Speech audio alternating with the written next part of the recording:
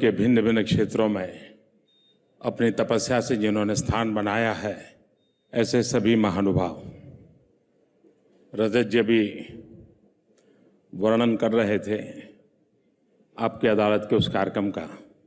शायद भारत जैसा देश जहां 800 से ज़्यादा टीवी चैनल हो, करीब करीब 250 से ज़्यादा एफएम चैनल्स हो, जहां 10,000 से ज़्यादा अखबार निकलते हो, इतनी स्पर्धा हो, इतनी विविधता हो, उसके बीच एक शख्स, वही मंच, वही सजावट, ज्यादा से ज्यादा रजत जी की टाई बदलती होगी, कलर बाकी कुछ नहीं बदलता होगा, और मेहमान बदलते जाते थे। उनकी बातचीत में कभी आवाज में उतार चढ़ाव नहीं है। हमारे देश में इंटरव्यू हमने बहुत देखे हैं, और ज्यादातर इंटरव्यू प्रीडोमिनेंटली टंग काम करती है, जुबान काम करती है।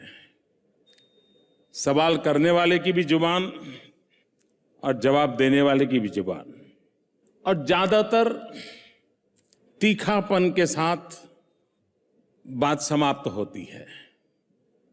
रजत जी की एक विशेषता अगर मैं वर्णन करूं तो यह है कि उनके पूरे इंटरव्यू में टंग का स्थान मिनिमम होता है, जो टेक्निकल रिक्वायरमेंट है। अधिकतर दिल होता है और पीछे शार्प और कभी कभी शातिर दिमाग होता है।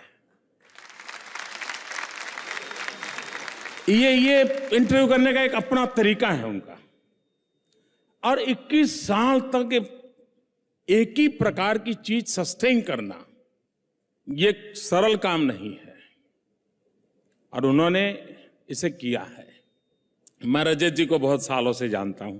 एक सामान्य परिवार में पैदा हुआ बालक, एक कमरे में घर में जिंदगी जिसने गुजारी, पढ़ाई के लिए जिसके पास घर में बिजली नहीं थी।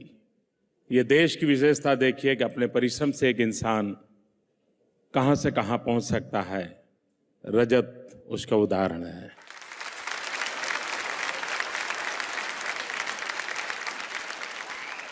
सेलिब्रिटी के लिए एक सबसे बड़ी कठिनाई रहती है अपनी नम्रता को बनाए रखना।